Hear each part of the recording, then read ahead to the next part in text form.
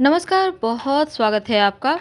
साल का पहला सूर्य ग्रहण लगने जा रहा है और ये ग्रहण 22 अप्रैल 2023 को लगेगा।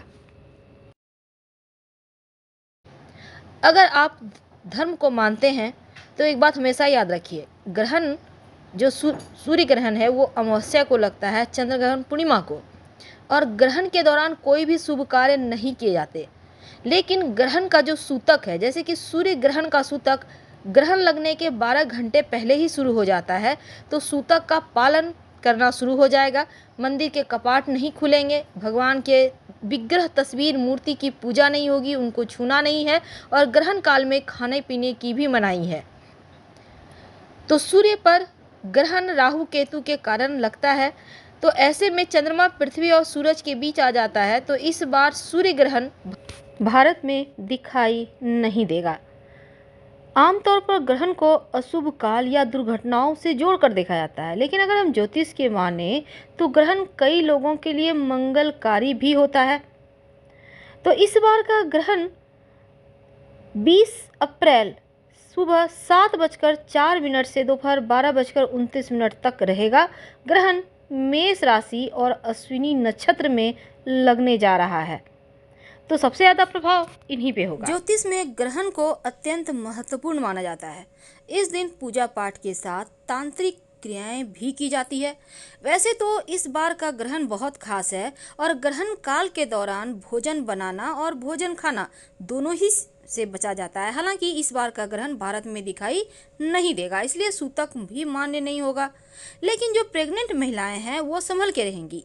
और ग्रहण के वक्त बहुत सारी ऐसी चीज़ें हैं जो उनको नहीं करना है, उनको परहेज करना है। तो ग्रहण काल की एक बात मत भूलिए कि ग्रहण काल में घर से बाहर मत निकलिए और इसके अलावे ग्रहण को भी मत देखिए। कहते हैं सूर्य ग्रहण और चंद्र ग्रहण के समय सूर्य और चंद्र तकलीफ में होते हैं, इसीलिए ग्रहण के समय उन्हें देखने से बचना चाहिए। साथ ही ग्रहण के समय दांतों में ब्रश करना, तेल लगाना, ताला चाबी खोलना, तिनके तोड़ना, सिलाई करना, कैंची चाकू छुरी यूज करना जैसी चीज़ें बिल्कुल भी ना करें, खासकर जो प्रेग्नेंट महिलाएं हैं उनके लिए। ग्रहण काल में मालिश करना, उपटन लगाना, ऐसे भी चीज़ों से बचना है। और साथ ही आप ग्रहण के समय, वैसे जैसे बहुत सारे लोगों को दवाई समय समय पर लेना पड़ता है, कुछ खाना पड़ता है, तो ऐसे में आप खाइए पर नॉनवेज बिल्कुल मत खाइएगा। और साथ ही इस समय टेंशन में ज़्यादा मत रहिएगा।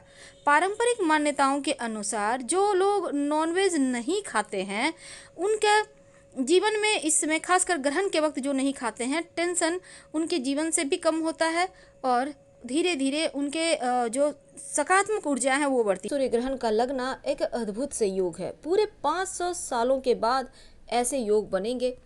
अब आज चूंकि हमने टॉपिक रखा है लौंग की, ग्रहण के समय तमाम लोग तांत्रिक क्रियाएं करते हैं, ये तो आपने सुना ही होगा।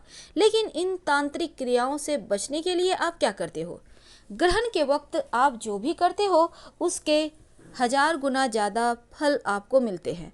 आप अगर अन्य दिनों में एक बार मंत्र पढ़ते हो तो एक बार का ही पुण्य मिलेगा, लेकिन ग्रहण के वक्त अगर आप 108 बार मंत्र पढ़ते हो तो ये भी 1000 गुना बढ़ जाएगा, यानी और भी ज़्यादा। अब 1000 बार का पुण्य मिल रहा है, तो इसीलिए लोग ग्रहण के वक्त तांत्रिक क्रियाएं भी करते हैं ताकि 1000 गुना ज़्यादा बल मिल जाए। और मंत्र भी जप किया जाता है ताकि अगर आपका कोई ग्रह कमज़ोर है तो आप उस ग्रह का मंत्र जप करके अपने ग्रह को ठीक कर सकते हैं। आप अपने राशि के स्वामी का भी मंत्र जप कर सकते हैं। तो हम बात कर रहे हैं लौंग की। लौंग के उपाय आपने बहुत सारे सुने होंगे। आज हम इस ग्रहण के दुष्प्रभाव से सिर्फ बचने के लिए नहीं, बल्कि शत्रु विरोधी अगर आपके जीवन में आपको परेशान कर रहे हैं या फिर राहु केतु की समस्या आपके जीवन में बहुत है। जीवन में जब राहु केतु समस्या देता है तो आकस्मिक रूप से ही देता है, यानी अचानक से लगेगा जैसे चारों तरफ से परेशानियों ने घेर लिया है। अब इन तमाम परेशानियों से बचने के लिए और जीवन में कभी परेशानी आपको परेशान ना करे, उनसे बचने के लिए आप एक उपाय करेंगे। जब ग्रहण समाप्त हो जाए आप नहा लें, सर से नहाइएगा और जितने कपड़े पहने हुए हैं ग्रहण के वक्त तमाम कपड़े धो लीजिएगा। नहाकर आप फ्रेश कपड़े पहने, 1 लोटा जल, एक आपके पास बेलपत्र है तो ले लें, और घर में शिवलिंग है तो घर में ही कर सकते हैं, मंदिर जाना है तो मंदिर भी जा सकते हैं, लेकिन कीजिएगा ज़रूर। 1 लोटा जल, उसमें बेलपत्र अगर है तो डाल लें, और जाकर थोड़ा सा लौंग ले लीजिएगा, जितना सा ले सकते हैं, 2 4 5 आपकी इच्छा। अब जल जाकर शिव जी पर अर्पित करें, नमः शिवाय का अनवरत जप करते रहें। फिर लौंग शिवलिंग के पास अर्पित कर दें और प्रार्थना करें भोलेनाथ से, आपके जीवन में राहु केतु जो आकस्मिक रूप से जीवन में उथल पुथल मचाए हुए हैं वो समाप्त हो जाए। शत्रु विरोधी आपको चाहकर भी परेशान ना कर पाए। यकीन मानिएगा, बस एक ही बार का पुण्य फल आपको पूरे लाइफ सुरक्षित रखेगा। अब बहुत बार क्या होता है, बेवजह लोग आपके ऊपर कुछ न कुछ करते रहते हैं, तांत्रिक क्रियाएं कर दिए, कभी परेशानियों में डालने के लिए आपके ऊपर कुछ कर दिए, तो ऐसे में आप परेशान हो जाते हैं। आखिर इन सभी चीज़ों से बाहर कैसे निकलेंगे? हर कोई चाहता है कि जीवन में परेशानियां ना हो। अब इन सभी चीज़ों से बाहर निकलने के लिए, शत्रु विरोधी से मुक्ति पाने के लिए आप एक काम करें।